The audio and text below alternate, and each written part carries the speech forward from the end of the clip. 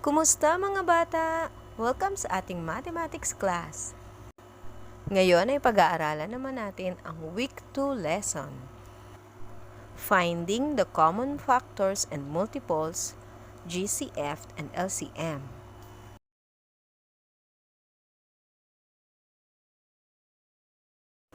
Balikan nga muna natin.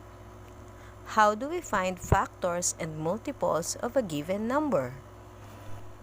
Noong nakaraang linggo ay pinag-aralan natin kung paano makuha ang factors and multiples ng mga given number. Ngayon naman ay pag-aaralan natin kung paano makuha ang GCF and LCM through common factors and multiples. Para maunawaan natin, subukan nating i-analyze at sagutan ang sample problem na ito. Leo wants to cover a 30 cm by 40 cm cardboard of identical square paper. Can you help him to find the largest possible square to cover his cardboard?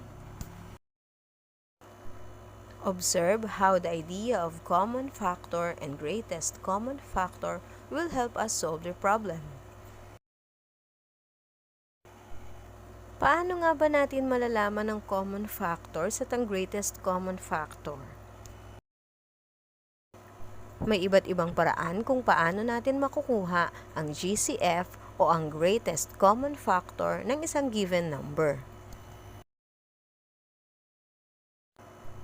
Maaari nating gamitin ang listing method.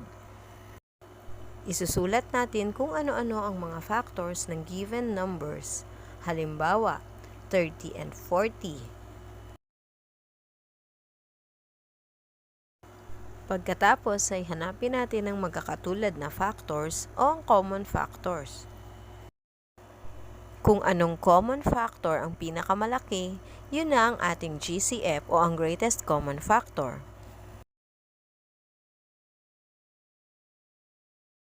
Isa pang paraan sa pagkuha ng GCF ay ang paggamit ng factor 3.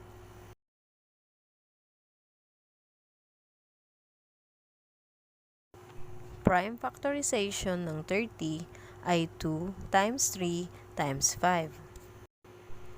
Prime factorization ng 40 ay 2 times 2 times 2 times 5. Common factor ay 2 at 5.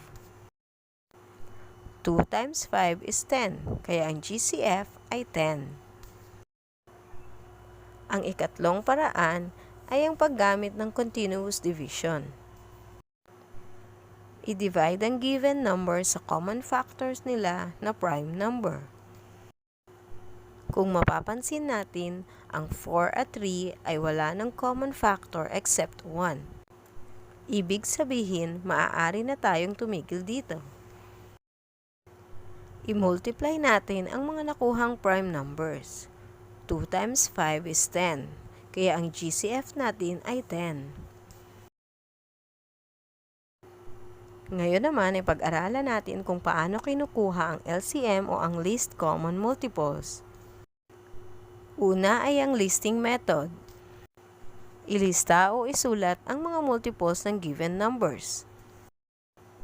Example, multiples of 18, 24, and 36.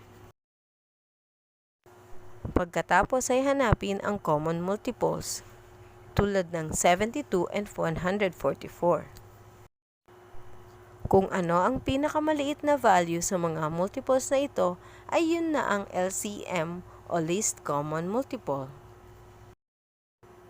Kaya ang LCM ng 18, 24, and 36 ay 72.